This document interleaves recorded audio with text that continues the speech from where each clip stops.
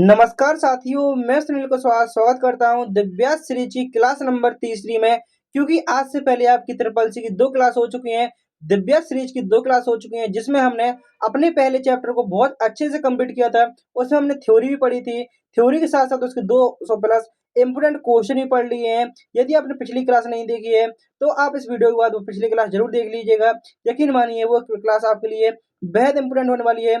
जैसे अभी पूरी थ्योरी देख रहे हैं, हमने पिछली क्लास में ये सारी थ्योरी पूरी कंप्लीट कर ली थी और इस प्रकार से 220 प्लस इंपोर्टेंट क्वेश्चन भी पूरे किए थे। तो ये मैं स्क्रॉल कर रहा हूँ, सारे क्वेश्चन आपके हो चुके हैं पिछली क्लास में।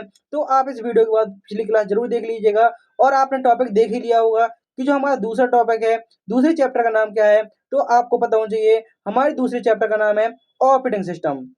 आज की इस क्लास में हम ऑपरेटिंग सिस्टम को पूरा कवर करने वाले हैं। तो आपने अभी तक चैनल को सब्सक्राइब नहीं किया है, तो चैनल को सब्सक्राइब कर लीजिए और वीडियो को लाइक करके अपने सभी साथियों में शेयर कर दीजिए, जिनका भी ट्रिपल सी एग्जाम होने वाला है। क्योंकि यह सीरीज आपकी डेली चलने वाली है।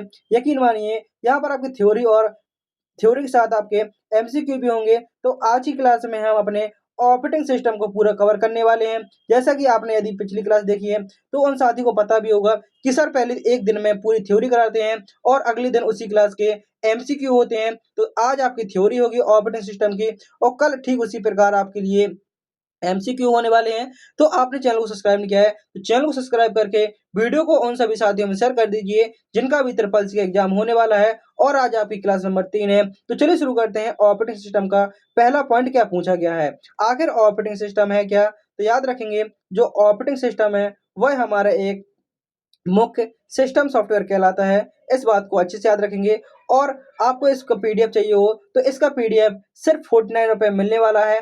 आप दिए हुए व्हाट्सएप नंबर पर, आपको नीचे व्हाट्सएप नंबर दिख रहा होगा, आपको दिए हुए व्हाट्सएप नंबर पर मैसेज करना है। आप यहाँ से क्लास कंप्लीट कीजिए और आप पीडीएफ से एक बार रिवीजन कर लेते हैं, और थ्योरी और एमसीक्यू दोनों हो जाएंगे। मॉडल पेपर भी है साथ में उसके लिए आपके पास, तो आप प्रैक्टिस भी कर पाएँगे।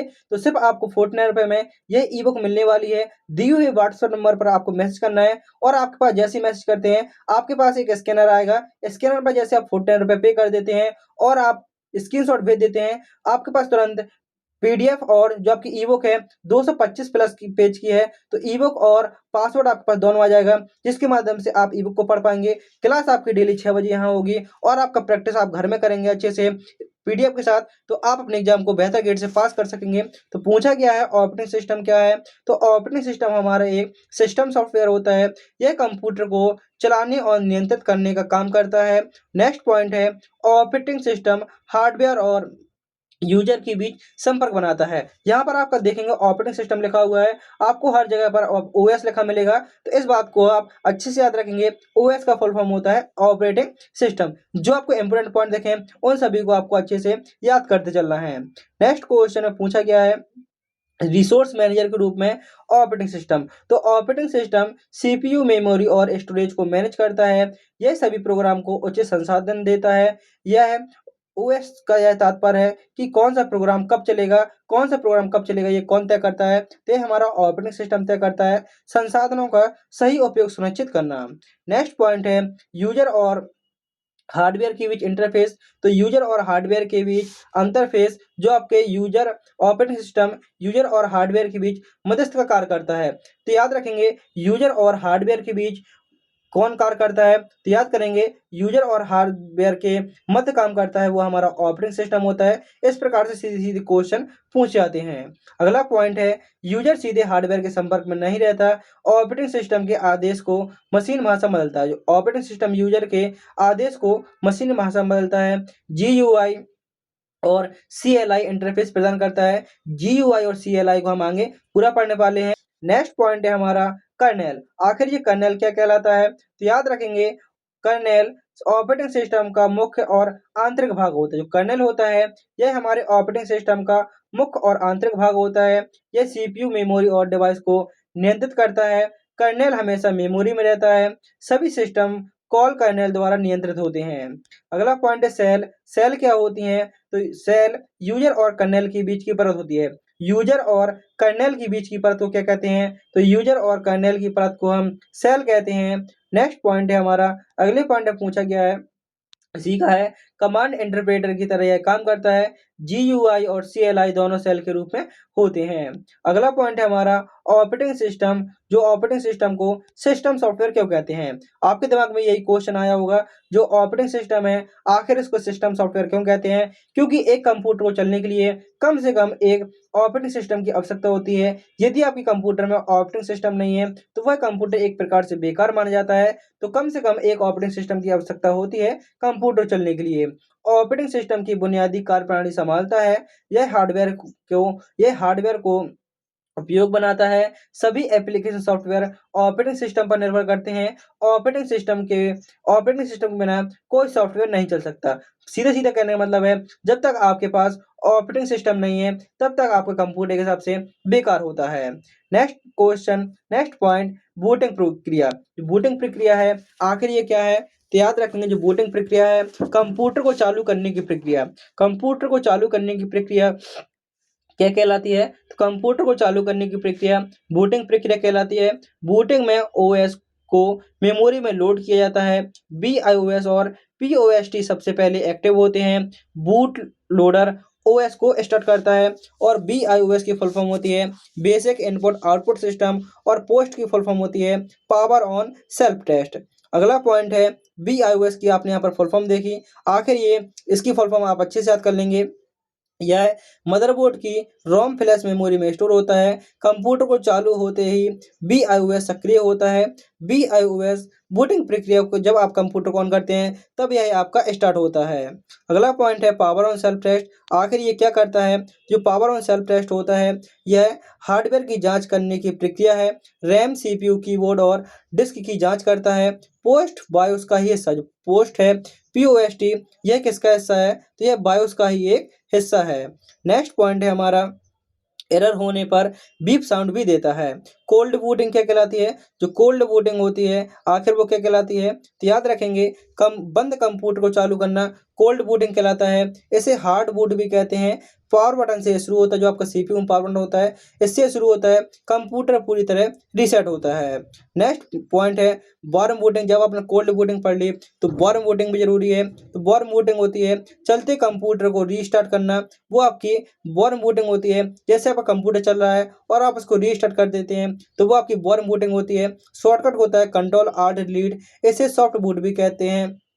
पावर ऑफ नहीं होता, क्या होता है इसमें? आपके सिस्टम पूरा शटडाउन नहीं होता, इसमें शटडाउन होगा और ऑटोमेटिकली रीस्टार्ट हो जाएगा, मतलब पावर ऑफ नहीं होता।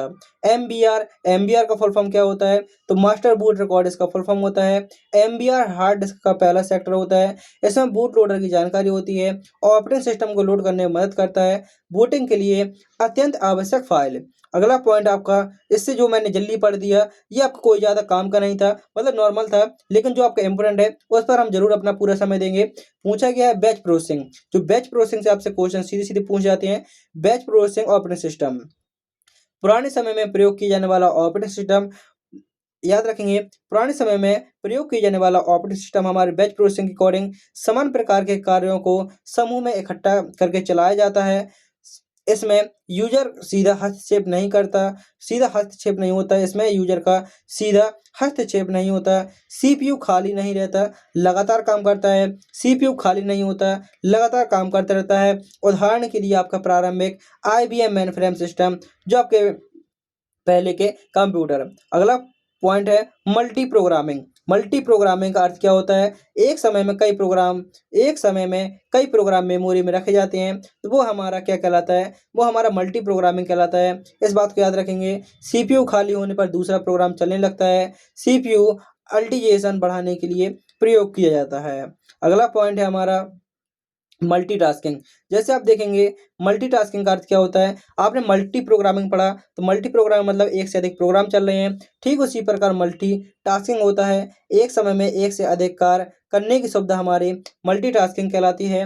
CPU बहुत तेजी से कार्यों के बीच स्विच करता है। यूजर को लगता है कि सभी काम साथ साथ हो रहे हैं और आधुनिक ऑपरेटिंग सिस्टम समान रूप से उपयोग होता है। लाइनक्स विंडो और हमारी ये Mac operating system. Multi processing, दो या दो से अधिक सीपीयू प्रोसेसर का प्रयोग होता है। कार्यों को अलग अलग प्रोसेसर में बांटा जाता है। स्पीड जो प्रोसेसिंग स्पीड है सिस्टम परफॉर्मेंस बढ़ाती है।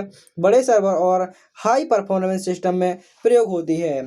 अगला पॉइंट है हमारा टाइम शेयरिंग मशीन से। जो टाइम शेयरिंग है इसका मतलब क्या होता है, तो याद रखेंगे हर यूजर को सीपीयू का निश्चित समय दिया जाता है। एक से अधिक यूजर एक ही सिस्टम का प्रयोग कर सकते हैं। एक से अधिक यूजर एक ही सिस्टम का प्रयोग कर सकते हैं। सभी यूजर को तेज रिस्पांस मिलता है। ये आपकी टाइम शेयरिंग होता है। जैसे आपका उदाहरण के लिए Unix operating system. Real time क्या होता है, तो रियल टाइम से आपको समझ में आया, तुरंत प्रतिक्रिया देता है। इसमें डिले स्वीकार नहीं होता। कंट्रोल सिस्टम में प्रयोग होता है, जैसे आपका एयरप्लेन कंट्रोल, मिसाइल सिस्टम और आपका मेडिकल डिवाइस। ये दो प्रकार के होते हैं, हार्ड आरटीओएस और सॉफ्ट आरटीओएस। अगला पॉइंट है हमारा नेटवर्क ऑपरेटिंग सिस्टम। तो सर्वर पर इंस्टॉल किए जाने वाला ऑपरेटिंग सिस्टम नेटवर्क से जुड़े कंप्यूटरों को नियंत्रित करता है, जैसे आपका फाइल प्रिंटर, डेटा शेयरिंग की सुविधा, सिक्योरिटी और यूजर मैनेजमेंट प्रदान करता है। उदाहरण के लिए आपका विंडो और server, window server and Linux server. अगला पॉइंट है हमारा सिंगल यूजर। यहाँ से सीधे सीधा क्वेश्चन पूछ जाता है कि एक समय में एक यूजर उपयोग करता है वो क्या कहलाता है, तो वो हमारा सिंगल यूजर होता है। व्यक्तिगत कंप्यूटरों का प्रयोग होता है। रिसोर्स एक ही यूजर को मिलते हैं।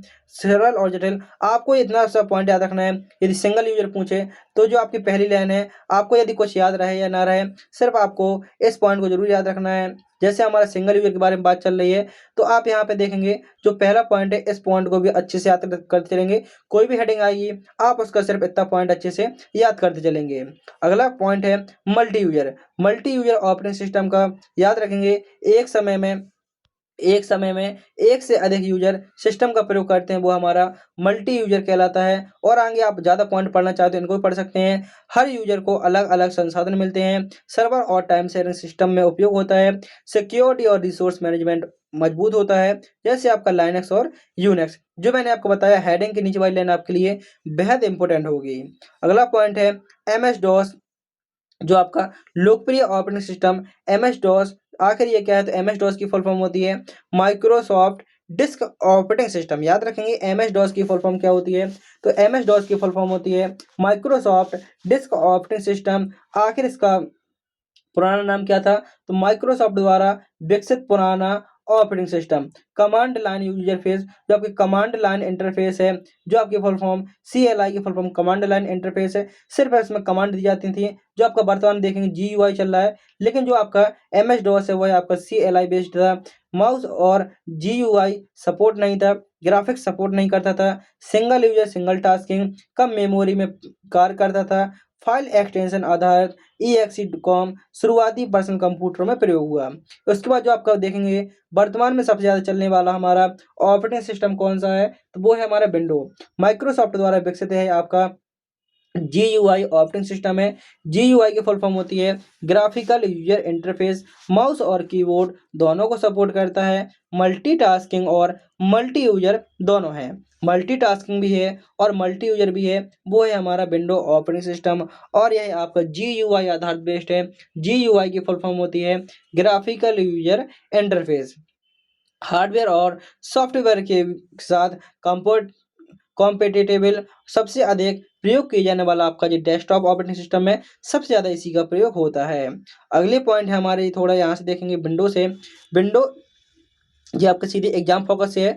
विंडो 7 स्टेबल और लोकप्रिय है। विंडो 8 और विंडो 8.1 टच आधारित interface. Window 10 fast resource regular updates. और आपके जो विंडो 11 है लेटेस्ट वर्जन है, और यह आपके मॉडर्न UI TPM सपोर्ट। तो सिर्फ आपको याद रखना है ये आपका लेटेस्ट वर्जन है विंडो 11, और विंडो 11 प्रो भी कह सकते हैं उसको, आगे जो आपका लेटेस्ट अपडेट में आ जाएगा। लेकिन अभी तक विंडो 12 का आविष्कार नहीं हुआ, मतलब विंडो 12 अभी तक नहीं लॉन्च हुई। लाइनक्स। लाइनक्स को काफ़ी बार आपने क्वेश्चन देखा होगा, आपने कोई भी प्रैक्टिस शॉट सॉल्व किए होंगे, प्रैक्टिस सेट सॉल्व किए होंगे, तो वहाँ पर आपको ये लाइनक्स यूनिक्स से क्वेश्चन मिलते हैं, ऑपरेटिंग सिस्टम से क्वेश्चन मिलते हैं, विंडोज क्वेश्चन मिलते हैं, तो आप वो सारे क्वेश्चन आप सही कर पाएंगे। लाइनक्स क्या है? लाइनक्स हमारा एक ओपन सोर्स ऑपरेटिंग सिस्टम है, मुफ्त में उपलब्ध है। यह आपका मल्टी यूजर और मल्टीटास्किंग ऑपरेटिंग सिस्टम है। हाई सिक्योरिटी और स्टेबिलिटी, सर्वर और डेस्कटॉप दोनों में प्रयोग होता है। सोर्स कोड को मॉडिफाई किया जा सकता है, वो हमारा लाइनक्स होता है। यूनिक्स, यूनिक्स भी आपको एग्जाम में देखने को मिलेगा। सबसे पुराना और शक्तिशाली ओएस, आपसे पूछे सबसे पुराना, हमारा सबसे पुराना ऑपरेटिंग सिस्टम कौन सा था, तो वो याद रखेंगे, वो हमारा यूनिक्स था। यह आपका मल्टी यूजर और मल्टीटास्किंग सपोर्ट था। हाई सिक्योरिटी और रिलायबिलिटी, सर्वर और मेनफ्रेम सिस्टम में प्रयोग। अगला पॉइंट है हमारा command line interrupt, command line आधारित लेकिन जीयूआई भी उपलब्ध, लाइनक्स और यूनिक्स पर आपका ये आधारित। उसके बाद उबंटू, उबंटू, उबंटू क्या है? याद रखेंगे, लाइनक्स का सबसे लोकप्रिय डिस्ट्रीब्यूशन। जो हमारा लाइनक्स है, इसका सबसे लोकप्रिय डिस्ट्रीब्यूशन हमारा उबंटू है। ये आपका यूजर फ्रेंडली और बिगनर्स फ्रेंडली ऑपरेटिंग सिस्टम है। फ्री और ओपन सोर्स है। डेस्कटॉप और सर्वर दोनों में प्रयोग होता है। रेगुलर अपडेट, जो मैंने बताया, आपको सिर्फ इतनी बात को याद रखना है, आप कुछ याद रख पाए या ना रख पाए, लेकिन इतनी बात आपको सभी की याद रखनी है। ये आपका GUI आधारित लाइनक्स ऑपरेटिंग सिस्टम है। वैसे आप देखेंगे थ्योरी ज़्यादा नहीं है, सिर्फ इंपोर्टेंट पॉइंट ही सारे लिखे गए हैं, लेकिन फिर भी आपको इंपोर्टेंट पॉइंट में भी इंपोर्टेंट छांटना है, तो आपको मैंने छांट कर बता दिया कि आपको इन पॉइंटों को भी अच्छे से याद रखना है। अगला पॉइंट है एंड्रॉयड। आप जिस डिवाइस में, जैसे आप मोबाइल में यह वीडियो देख रहे हैं, तो आप सभी के इस मोबाइल में आपका एंड्रॉयड ऑपरेटिंग सिस्टम होता है। जो आपके आईफोन आते हैं उसमें आपका आईफोन ऑपरेटिंग सिस्टम आता है। तो मोबाइल डिवाइस के लिए सबसे लोकप्रिय है हमारा एंड्रॉयड ऑपरेटिंग सिस्टम। गूगल द्वारा यह विकसित है, लाइनक्स कर्नेल पर आधारित है। टच, जो आपकी टच स्क्रीन आधारित ऑपरेटिंग सिस्टम है। स्मार्टफोन, टैबलेट, स्मार्ट टीवी में प्रयोग होता है। गूगल प्ले स्टोर से ऐप इंस्टॉल किए जाते हैं, वो आपका एंड्रॉयड ऑपरेटिंग सिस्टम। इसके बाद आपका जो iOS है, iOS का आपने नाम सुना होगा, आईफोन ऑपरेटिंग सिस्टम, एप्पल द्वारा विकसित मोबाइल ओएस, आईफोन और आईपैड के लिए प्रयोग होता है। हाई सिक्योरिटी और परफॉर्मेंस। नेक्स्ट पॉइंट है हमारा क्लोज सोर्स। जो क्लोज सोर्स होता है वो क्या कहलाता है? प्रोप्राइटरी ऑपरेटिंग सिस्टम कहलाता है, जिसके लिए हमें भुगतान करना पड़ता है, पेमेंट करना पड़ता है, वो हमारा क्लोज सोर्स होता है। ऐप स्टोर से ऐप इंस्टॉल होते हैं, जो इसका अलग से है। जैसे हमारा गूगल प्ले स्टोर्स होते हैं, आईफोन का अलग है, इनका अपना अलग से ऐप स्टोर है, वहाँ से इनके ऐप इंस्टॉल होते हैं, ऐप इंस्टॉल होते हैं। स्मूथ और स्टेबल इंटरफेस। नेक्स्ट पॉइंट हमारा, आखिर इन दोनों में अंतर क्या है? जो आपके प्रोप्राइटरी और ओपन सोर्स सॉफ्टवेयर हैं, आखिर इसमें अंतर क्या होता है? इस बात को भी हमें पता होना चाहिए, नहीं तो मतलब क्या निकलेगा ओपन सोर्स और क्लोज सोर्स का। तो याद रखेंगे, जो हमारे क्लोज सोर्स हैं, जिनको प्रोप्राइटरी सॉफ्टवेयर के नाम से जाना जाता है, सोर्स कोड उपयोगकर्ता को नहीं मिलता। जो सोर्स कोड है वो उपयोगकर्ता को नहीं मिलता, लाइसेंस खरीदना पड़ता है, मॉडिफाई की अनुमति नहीं। जैसे हमारा विंडो, iOS, MS ऑफिस, ये आपका क्लोज सोर्स है। इस बात को आप अच्छे से याद रखेंगे। नेक्स्ट पॉइंट हमारा क्या आ जाता है? ओपन सोर्स आ जाता है। तो सोर्स कोड उपलब्ध होता है, फ्री और कम लागत में उपलब्ध है, मॉडिफिकेशन और डिस्ट्रीब्यूशन की अनुमति है, जैसे हमारा लाइनक्स हो गया और हमारा लिब्रे ऑफिस। अगला पॉइंट है हमारा GUI और CLI, कमांड लाइन इंटरफेस और GUI की full form graphical user interface. आप इसमें देखेंगे जो हमारा GUI एंड CLI है, आखिर क्या है? तो याद रखेंगे, इसमें यूजर कीबोर्ड की से कमांड लिखकर काम करता है। जो आपका CLI, आप देखेंगे CLI मतलब यहाँ पर आप अच्छे से देखेंगे, CLI और CUI कैरेक्टर, जो आपका कैरेक्टर या कमांड दोनों मिल सकता है, और L का मतलब लाइन और I का मतलब इंटरफेस। तो पूछा गया है, इसमें यूजर कीबोर्ड से कमांड लिखकर काम करता था, यह एक टेक्स्ट आधारित था, माउस की आवश्यकता नहीं थी, यह रिसोर्स रैम पब्लिक स्टोर में चलता था, स्टोरेज में चलता था। अगला पॉइंट है इसमें, सीखने में कठिन लेकिन तेज। सीखने में यह कठिन था लेकिन तेज था। जैसे हमारा याद रखेंगे, CLI बेस्ड था, वो हमारा था MS DOS और यूनिक्स टर्मिनल। अगला पॉइंट GUI का पहले फुल फॉर्म याद रखेंगे, ग्राफिकल यूजर इंटरफेस। GUI का फुल फॉर्म क्या होता है? तो GUI का फुल फॉर्म होता है ग्राफिकल यूजर इंटरफेस। इसमें आइकन विंडो मेन्यू के माध्यम से काम होता है। माउस और कीबोर्ड दोनों का प्रयोग होता है। यूजर फ्रेंडली और आसान इंटरफेस, अधिक मेमोरी और प्रोसेसर की आवश्यकता, बिगिनर्स के लिए प्रयुक्त, जैसे हमारा विंडो हो गया, लाइनक्स, उबंटू और मैक ओएस। WIMP तकनीक क्या है? तो याद रखेंगे, WIMP का पूरा नाम होता है window icon menu pointer. Window icon menu pointer याद रखेंगे, यह GUI की मूल अवधारणा है।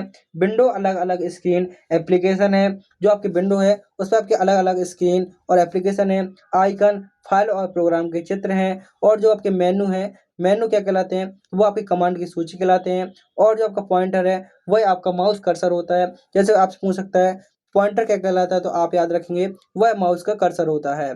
टच स्क्रीन, जैसे आपका मोबाइल स्क्रीन को छूकर सीधे कमांड दी जाती है। जैसे आप यहाँ पर स्क्रीन पर लिखना देख रहे होंगे, तो यह आपकी टच स्क्रीन के माध्यम से हो पा रहा है। आपका मोबाइल हो गया, टैबलेट हो गया, ATM हो गया, जिससे हम पेमेंट निकालने जाते हैं, आप डायरेक्ट टच करते हैं स्क्रीन पर, तो वो आपकी टच स्क्रीन होती है। फिंगर और स्टाइलिस्ट से ऑपरेट किया जाता है एंड्रॉयड ऑपरेटिंग सिस्टम। अगला क्वेश्चन है GUI और CUI पूछा गया है। GUI मशीन आधारित, जो आपका GUI माउस आधारित, CUI कीबोर्ड आधारित। जो आपका GUI ग्राफिकल यूजर इंटरफेस है, ये आपका माउस पर आधारित है। आप देखें माउस के माध्यम से कुछ भी कर सकते हैं। और जो आपका CUI था वह आपका कीबोर्ड आधारित था। GUI आसान था, CUI कठिन। नेक्स्ट पॉइंट, GUI अधिक रिसोर्स लेता था, CUI कम लेता था। GUI बिगिनर्स के लिए और CUI एक्सपर्ट के लिए। तो आपको इन पॉइंटों को अच्छे से याद करना है। अब यहाँ पर आप वन लाइनर पॉइंट में देखेंगे जो आपके सीधे एग्जाम फैक्टर से संबंधित होंगे। GUI का full form graphical user interface. CUI को CLI भी कहा जाता है। WIMP तकनीक GUI संबंधित है। टच इंटरफेस यह आपके मोबाइल ऑपरेटिंग सिस्टम में प्रयोग होता है। फाइलों और प्रोग्राम तक पहुंच, जो आपका वर्क स्पेस और ऑर्गेनाइज एरिया दोनों का काम करता है। अब आपका आ गया टास्क बार। टास्क बार कहाँ होता है? ये क्वेश्चन सीधे सीधे पूछ जाता है, तो याद रखेंगे स्क्रीन के नीचे या ऊपर बाएं दाएं स्थित आपका ये टास्क बार होता है। जैसे आप देखेंगे जो आपका डिफ़ॉल्ट होता है वो नीचे होता है। जैसे आपने कंप्यूटर ऑन किया, ऑन करते हुए जो आपका डेस्कटॉप है, पूरा ये आपका डेस्कटॉप है, और जो सबसे नीचे वाली पट्टी कहलाएगी वो हमारी टास्क बार कहलाएगी। लेकिन इसको हम कहीं भी रख सकते हैं। अभी हम इसको यहाँ पर रखे हुए हैं, हम यहाँ पर रख सकते हैं, ऊपर रख सकते हैं, और यहाँ पर लेफ्ट राइट टॉप बॉटम कहीं पर भी रख सकते हैं। तो यही लिखा गया है। स्क्रीन के नीचे ऊपर दाएं बाएं स्थित इसमें आपके स्टार्ट बटन और चल रहे प्रोग्राम और ट्रे होती हैं। आप देखेंगे आपने यदि कभी कंप्यूटर चलाया हो जिसमें आपका स्टार्ट बटन होता है, आप किसी भी एप्लीकेशन सॉफ्टवेयर को चला रहे हो, तो वो सभी हमारे टास्क बार में दिखते हैं। टास्क बार से प्रोग्राम और ओपन विंडो को मैनेज किया जा सकता है। क्विक लॉन्च और नोटिफिकेशन एरिया इसी में होता है। आपका समय कहाँ दिखता है? तो वो टास्क बार में दिखता है। और जो आपकी कनेक्टिविटी दिखती है, जैसे चार्जर हो गया, वाईफाई कनेक्ट हो गया, तो वो सभी हमारे टास्क बार में दिखता है। वो हमारे नोटिफिकेशन एरिया के अंतर्गत आ जाता है। यूजर अपनी ज़रूरत अनुसार टास्क बार की पोजीशन बदल सकता है।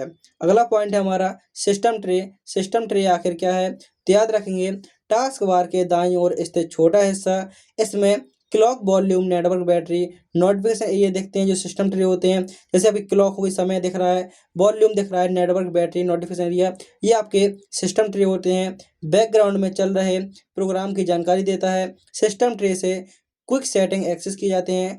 ट्रे आइकन पर राइट क्लिक से ऑप्शन मिलते हैं। अगला पॉइंट है हमारा स्टार्ट बटन और स्टार्ट मेन्यू। याद रखेंगे प्रोग्राम फोल्डर और सेटिंग तक पहुंचने का मुख्य तरीका हमारा प्रोग्राम, जो आपके स्टार्ट मेन्यू होता है, आप इसके माध्यम से कहीं भी पहुंच सकते हैं। किसी प्रोग्राम पर, किसी फोल्डर, किसी सेटिंग पर पहुंच सकते हैं। सर्च बॉक्स द्वारा सॉफ्टवेयर और फाइल सर्च की जाती हैं।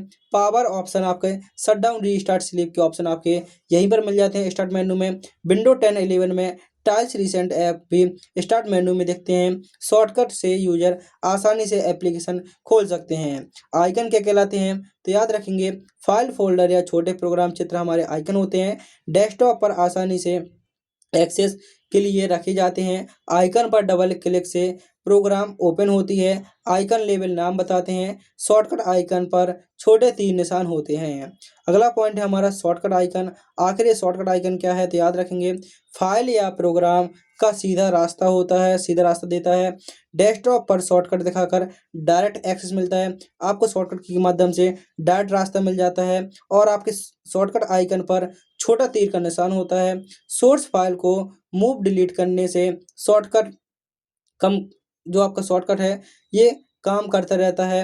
नेक्स्ट पॉइंट, कीबोर्ड शॉर्टकट का भी प्रयोग किया जा सकता है। अगला पॉइंट हमारा वॉलपेपर और स्क्रीन सेवर से। जो वॉलपेपर और स्क्रीन सेवर होता है, आखिर इन दोनों में अंतर क्या होता है तो याद रखेंगे, वॉलपेपर होता है वह डेस्कटॉप की बैकग्राउंड इमेज होती है। स्क्रीन सेवर होता है आइडियल समय में स्क्रीन को प्रोटेक्ट करने वाला प्रोग्राम होता है। जैसे आप कंप्यूटर पर कुछ काम करते हैं, आप 5 मिनट का आपने स्क्रीन सेवर लगा दिया, यदि 5 मिनट तक कंप्यूटर को कोई भी ऑर्डर नहीं दिया गया, कुछ काम नहीं करवाया गया, तो स्क्रीन सेवर वो आपके बैकग्राउंड में चलने लगता है डेस्कटॉप पर। लैपटॉप पर तो आपके स्क्रीन सेवर होता है। डेस्कटॉप को सजाने और कस्टमाइज करने के लिए उपयोग स्क्रीन सेवर से मॉनिटर की लाइफ बढ़ती है। विंडो से सेटिंग पर्सनलाइज से चेंज इसको किया जा सकता है। आपने देखा होगा जो आपके डेस्कटॉप होते हैं आपके ऑफिस में, तो उसमें नाम लिखे रहते हैं स्पेशल, जो आप नाम लिखना चाहें। ये आपके डायरेक्ट एग्जाम से संबंधित पॉइंट है। डेस्कटॉप वह वर्कशॉप है जो ऑपरेटिंग सिस्टम के चालू होने पर दिखता है। सबसे पहला एरिया दिखता है कंप्यूटर चालू होने पर, तो वहाँ पर डेस्कटॉप दिखता है। टास्क बार प्रोग्राम को मैनेज करने के लिए प्रयोग होता है। सिस्टम ट्रे में क्लॉक और नोटिफिकेशन होते हैं। शॉर्टकट आइकन धीरे से सीधे एक्सेस देता है। वॉलपेपर डेस्कटॉप को अपीयरेंस सेट करता है। अगला पॉइंट है हमारा, आप देखेंगे फाइल फोल्डर मैनेजमेंट से। जो फाइल है वो क्या कहलाती है तो फाइल डेटा को स्टोर करने की सबसे छोटी इकाई है। यह टेक्स्ट, इमेज, ऑडियो और प्रोग्राम हो सकती है। फाइल में कंप्यूटर में फाइल बिना फ़ोल्डर के भी स्टोर की जा सकती है। फाइल मैनेजमेंट सिस्टम जो आपका एफएमएस फाइलों को नियंत्रित करता है। याद रखेंगे एफएमएस की फुल फॉर्म होती है फाइल मैनेजमेंट सिस्टम। फ़ोल्डर और डायरेक्टरी क्या कहलाती है तो याद रखेंगे फ़ोल्डरों फाइल को व्यवस्थित करने के कंटेनर है। डेस्कटॉप ड्राइव सब डायरेक्टरी में फ़ोल्डर बनाया जा सकता है। एक फ़ोल्डर के अंदर सब फ़ोल्डर होता है, जो एक फ़ोल्डर के अंदर होता है। फ़ोल्डर के अंदर फ़ोल्डर क्या कहलाता है तो फ़ोल्डर के अंदर फ़ोल्डर सब फ़ोल्डर के रूप में जाना जाता है। फ़ोल्डर के माध्यम से डेटा ऑर्गेनाइज और ईज़ी एक्सेस संभव होता है। नेक्स्ट पॉइंट है फाइल एक्सटेंशन। फाइलों के प्रकार की पहचान होती है। आप सिर्फ एक्सटेंशन के माध्यम से पता कर सकते हैं ये फाइल हमारी किसकी है। यदि आपको .jpg मिला है, जेपीजी तो इमेज है, एक्सएलएस एक्सेल है, .docx है वर्ड है, pdf तो हमारा पीडीएफ है। ऑपरेटिंग सिस्टम एक्सटेंशन देखा गया प्रोग्राम असाइन करता है। यूजर को फाइल खोलने के लिए सही सॉफ्टवेयर का पता चलता है। अगला पॉइंट है हमारा फाइल और फाइल का नाम। तो याद रखेंगे फाइल का नाम अधिकतर हम 255 कैरेक्टर तक रख सकते हैं। 255 कोई भी फाइल का नाम हम कितना रख सकते हैं तो 255 कैरेक्टर तक रख सकते हैं। जो आप फाइल का नाम नहीं रख सकते तो आप इन चिन्हों का प्रयोग फाइल के नाम में नहीं कर सकते। File name plus extension name, जो फाइल नेम होता है और एक्सटेंशन नेम होता है, ये आपका कंप्लीट फाइल आइडेंटिटी होती है, पूरी पहचान होती है फाइल की। नेक्स्ट पॉइंट है फाइल प्रॉपर्टीज। जो फाइल की प्रॉपर्टीज है आखिर ये क्या है तो याद रखेंगे प्रॉपर्टीज में फाइल का साइज, आपका टाइप, क्रिएशन, मॉडिफिकेशन, डेट होता है। राइट क्लिक करने से आपकी इसकी प्रॉपर्टी दिख जाती है। कोई फाइल है आप राइट क्लिक करेंगे और राइट क्लिक करने के लिए आप Shift+F10 का भी प्रयोग कर सकते हैं। प्रॉपर्टी ऑपरेटिंग सिस्टम यूजर को फाइल के बारे में जानकारी देती है। जो आपका फाइल पाथ है आखिर वो क्या है तो याद रखेंगे फाइल पाथ होता है यह फाइल का पूरा पता होता है। जैसे आपका उदाहरण के लिए इस प्रकार से हो सकता है ड्राइव फोल्डर सब फोल्डर फाइल ये पहचान देता है। और एब्सोल्यूट पाथ और रिलेटिव पाथ दोनों प्रकार के होते हैं। सीधे पॉइंट आप जो टॉपिक है आपने उसको देखा। फाइल डेटा को स्टोर करने की इकाई है। फोल्डरों फाइल को व्यवस्थित करने का कंटेनर है।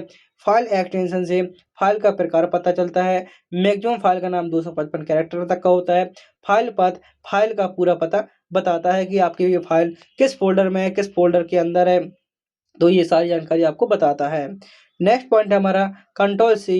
कंट्रोल जो कॉपी कट पेस्ट होता है, आखिर इनका प्रयोग किसके लिए होता है तो कॉपी। कॉपी मतलब होता है डुप्लीकेट बनाना। आप किसी फाइल फोल्डर का डुप्लीकेट बनाना चाहते हैं तो उसके लिए कंट्रोल-C का प्रयोग करना होता है।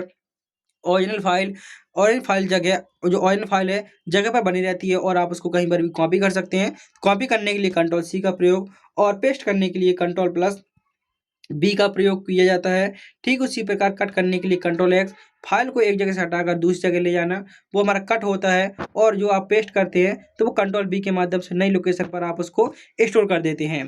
पेस्ट करना, जो आप टेक्स्ट को या कोई फाइल फोल्डर कॉपी करते हैं या कट करते हैं उसको रखने के लिए किसका प्रयोग करते हैं? चिपकाना। आपसे पूछ सकता है किसी फोल्डर को चिपकाना किसके माध्यम से कर सकते हैं? तो कंट्रोल प्लस बी के माध्यम से।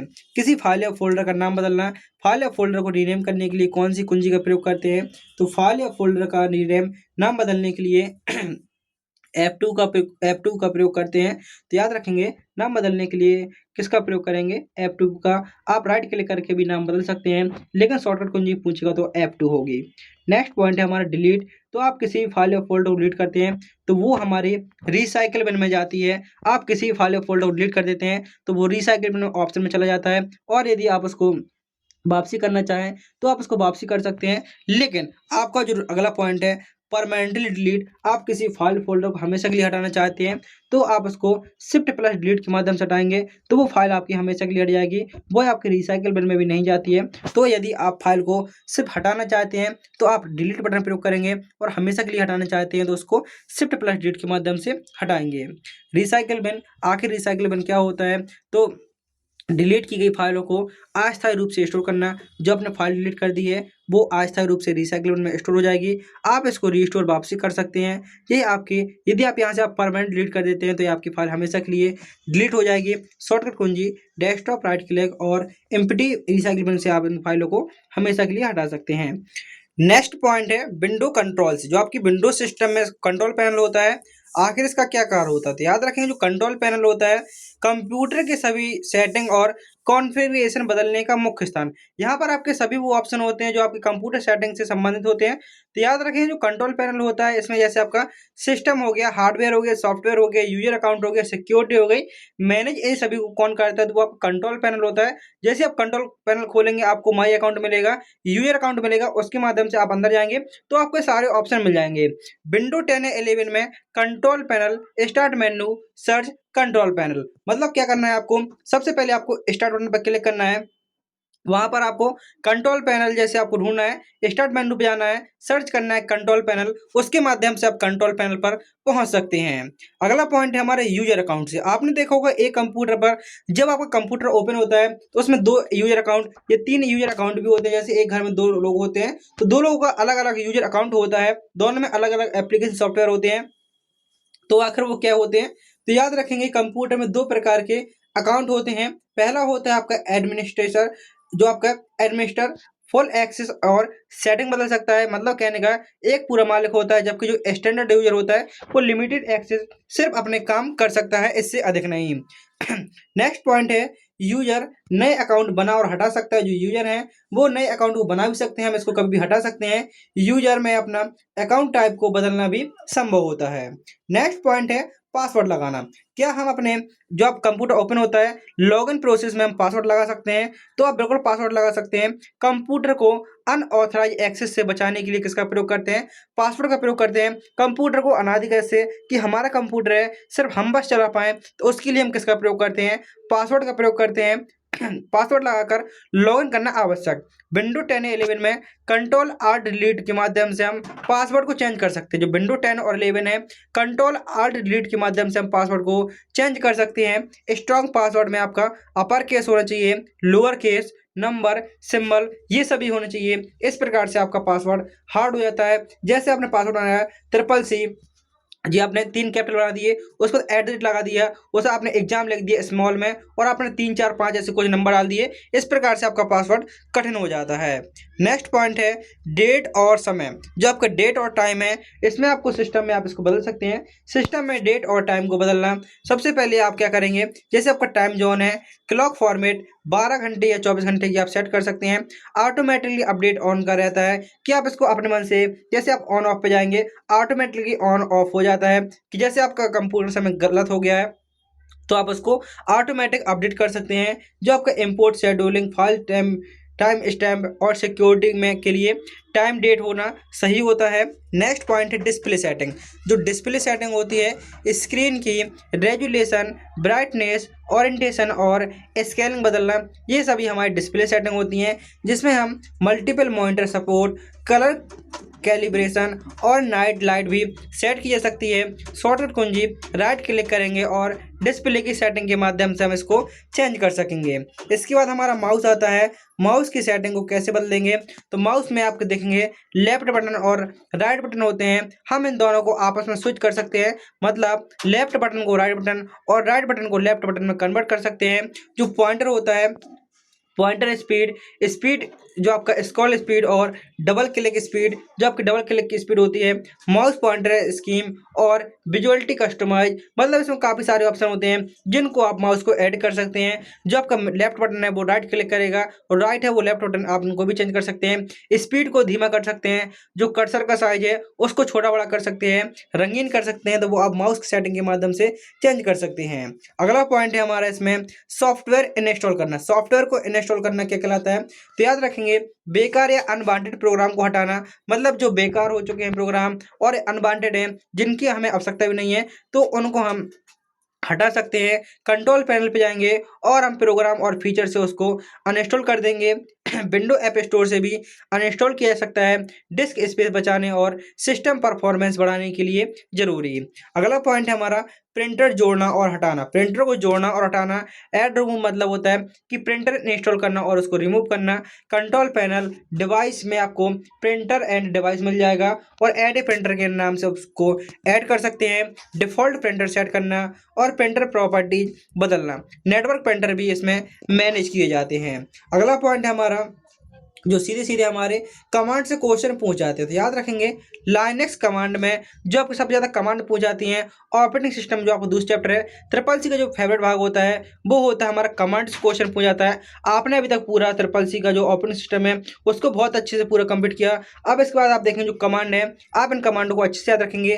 केस सेंसिटिविटी, लाइनक्स में फाइल और फाइल दो अलग अलग चीज़ें हैं, जैसे इसमें ऐप कैपिटल है और इसमें ऐप स्मॉल है, तो ये दोनों चीज़ अलग अलग हैं। तो मतलब कहने का केस सेंसिटिविटी होता है लाइनक्स जैसे हमारा पासवर्ड होता है, यदि हमने सी कैपिटल डाला तो हमें सी कैपिटल ही डालना पड़ेगा, यदि स्मॉल डाल देते हैं तो वो हमारा लॉगिन नहीं होगी आईडी। ठीक उसी पर लाइनक्स में जो केस सेंसिटिव होता है इतना याद रखेंगे। पूछा जाता है IS कमांड का प्रयोग किसके लिए होता है, तो फाइल की सूची दिखाने के लिए। फाइल की सूची दिखाने के लिए कौन सी कमांड का प्रयोग होता है, तो IS कमांड का प्रयोग होता है। ठीक इसी प्रकार फाइल के अंदर या बाहर जाने के लिए कौन सी कमांड का प्रयोग, तो आप कहेंगे CD कमांड का प्रयोग होता है। और ठीक अगले में पूछा जाता है यह देखना है कि आप किस फोल्डर में हैं, तो PWD कमांड का नया फोल्डर बनाने के लिए MKDIR, आपसे MKDIR कमांड से क्या होता है, तो नया फोल्डर बनता है। नया फोल्डर बनाने के लिए कौन सी कमांड का प्रयोग करते हैं, तो MKDIR कमांड का प्रयोग करते हैं। RMDIR कमांड का प्रयोग होता है खाली फोल्डर को डिलीट करना। खाली फोल्डर को डिलीट करना ये कौन सी कमांड का मतलब होता है, तो यह RMDIR कमांड का प्रयोग होता है। नेक्स्ट पॉइंट है हमारा RM कमांड का प्रयोग क्या होता है, तो RM कमांड का प्रयोग होता है किसी फाइल को डिलीट करना, यह RM कमांड का प्रयोग होता है। फाइल की कॉपी करना, CP कमांड, फाइल को मूव करना और उसका नाम बदलना, MB कमांड, कैट कमांड का प्रयोग फाइल के अंदर लिखे टेक्स्ट को पढ़ना। टच का मतलब होता है खाली फाइल तुरंत तैयार करना। GREP कमांड होता है फाइल में किसी विशेष शब्द को खोजना। इस प्रकार जो कमांड है आप इन सभी को अच्छे से याद रखेंगे। GREP कमांड का प्रयोग होता है फाइल में किसी विशेष शब्द को खोजने के लिए। जो आपका CHMOD फंक्शन होता है, कमांड होती है, इसका काम क्या होता है, तो फाइल की परमिशन बदलना। जैसे किसे पढ़ने का हक है तो वो आप chmod कमांड के माध्यम से कर सकते हैं। sudo कमांडो क्या होता है, एडमिनिस्ट्रेटर के रूप में कमांड चलाना, यह आपके sudo कमांड होती है। man कमांड का प्रयोग किस लिए होता है, तो किसी कमांड की मदद या निर्देश पढ़ना, यह आपका मैन कमांड का प्रयोग होता है। अगला पॉइंट है आपका रूट क्या होता है, रूट कमांड क्या होता है, तो लाइनक्स का मुख्य यूजर और मुख्य फोल्डर आपका रूट कमांड होता है। इसके बाद आप देखेंगे जो आपकी शॉर्टकट कुंजी हैं जो आपके एग्जाम में सीधी सीधी पूछी जाती हैं, तो सबसे पहले जानेंगे Alt+F4 से क्या होता है। Alt+F4 का प्रयोग प्रोग्राम बंद करना या शट डाउन। यदि आप अपने कंप्यूटर को शट डाउन करना चाहते हैं तो उसके लिए आपको कौन सी शॉर्टकट कुंजी का प्रयोग करना होगा। यदि आप अपने कंप्यूटर को बंद करना चाहते हैं तो उसके लिए आपको Alt प्लस F4 का प्रयोग करना होगा। नेक्स्ट पॉइंट है Alt प्लस टैब का प्रयोग किसके लिए होता है। तो एक प्रोग्राम से दूसरे प्रोग्राम पे जाने के लिए Alt प्लस टैब का प्रयोग होता है। मतलब जैसे आपका यहाँ पर MS वर्ड खुला है, यहाँ पर आपका ब्राउजर खुला हुआ है, यहाँ पर आपका क्या खुला हुआ है, वेब ब्राउजर, जैसे आपको गूगल क्रोम खुला हुआ है, और यहाँ पर आपने लिब्रे ऑफिस खोल लिया और हमने यहाँ पर MS पेंट खोल लिया। हमने ये चारों चीज़ चला रहे हैं और हमने सिर्फ इसको जूम कर दिया तो ये हमारा MS ऑफिस ये पूरे प्रोग्राम पूरे डेस्कटॉप पर चलने लगा। इस प्रकार से चल रहा है। यदि हम चाहते हैं कि हम अगले में चले जाएं तो हम क्या करें, Alt के साथ टैब बटन प्रयोग करेंगे तो हमारा दूसरा वाल दिखाई देगा, तीसरा दिखाई देगा फुल स्क्रीन पर। आखिर हम फुल स्क्रीन पर किसको करना चाहते हैं तो उसको हम Alt प्लस टैब के माध्यम से उसको अप डाउन मतलब आगे पीछे कर सकते हैं। किसको, हमें डेस्कटॉप की पूरी स्क्रीन पर करना है तो वो Alt प्लस टैब के माध्यम से हो जाता है। विंडो डी से क्या होता है, सीधे डेस्कटॉप पर पहुंच। यदि आप सीधे डेस्कटॉप पर पहुंचना चाहते हैं तो किसका प्रयोग करेंगे, विंडो डी का। मतलब जैसे कहने का, आप किसी फोल्डर के अंदर कहीं पर भी हो और आप किसी फाइल के अंदर हो, लेकिन आप चाहते हैं सीधे हमारा डेस्कटॉप देखने लगे, आप विंडो के साथ डी बटन प्रयोग करेंगे तो सीधे आपका डेस्कटॉप देखने लगेगा। जिसमें आपका जब कंप्यूटर ऑन होता है तो जो पहली स्क्रीन खुलती है वो डेस्कटॉप कहलाती है। आप कहीं पर भी हो लेकिन आप विंडो के साथ डी बटन प्रयोग कर देते हैं तो वो हमारा क्या हो जाता है, डेस्कटॉप ओपन हो जाता है। विंडो एल से क्या होता है फिर तो विंडो एल होता है, इसका प्रयोग होता है कंप्यूटर को तुरंत लॉक करना। यदि आप अपने कंप्यूटर को लॉक करना चाहते हैं, जैसे अपने कंप्यूटर में पासवर्ड डाले हैं लेकिन आपको कोई साथी आ गया, कोई ऐसा दोस्त आ गया जिसको आप कुछ भी बताना नहीं चाहते या उससे ये भी छुपाना चाहते हैं कि मेरे कंप्यूटर में पासवर्ड है और मुझे उसका पता नहीं, मेरे भाई ने या किसी ने इसमें पासवर्ड लगा दिया, तो आप विंडो प्लस एल करेंगे तुरंत उसका पासवर्ड लग जाएगा। जैसे आपका किसी कोई लैपटॉप से कोई दोस्त है आपका, इस कभी कभी दोस्त आपका मोबाइल छुड़ा लेता है तो आप बटन बंद कर देते हैं क्योंकि उसको पासवर्ड पता नहीं होता तो ऑन नहीं होता। तो ठीक उसी प्रकार से आपका पीसी होता है, डेस्कटॉप होता है, आपने विंडो एल दबा दिया तो उस पर कोई भी चेंज नहीं कर पाएगा क्योंकि आपने उसको लॉक लगा रखा है। तो विंडो प्रेस एल के माध्यम से आप उसको बंद कर सकते हैं। नेक्स्ट पॉइंट है हमारा कंट्रोल शिफ्ट एस्केप का प्रयोग किसके लिए होता है तो याद रखेंगे टास्क मैनेजर खोलने के लिए, जब हैंग हुए ऐप बंद करने के लिए, जैसे आपके कुछ ऐप होते हैं जो हैंग कर जाते हैं तो उन ऐप को बंद करने के लिए कंट्रोल शिफ्ट एस्केप का प्रयोग किया जाता है। इस शॉर्टकट कुंजी को जरूर याद रखेंगे। नोटपैड साधारण टेक्स्ट को लिखने के लिए नोटपैड का प्रयोग होता है और जो पेंट होता है फोटो बनाने या ऐड करने के लिए हमारा पेंट का प्रयोग होता है।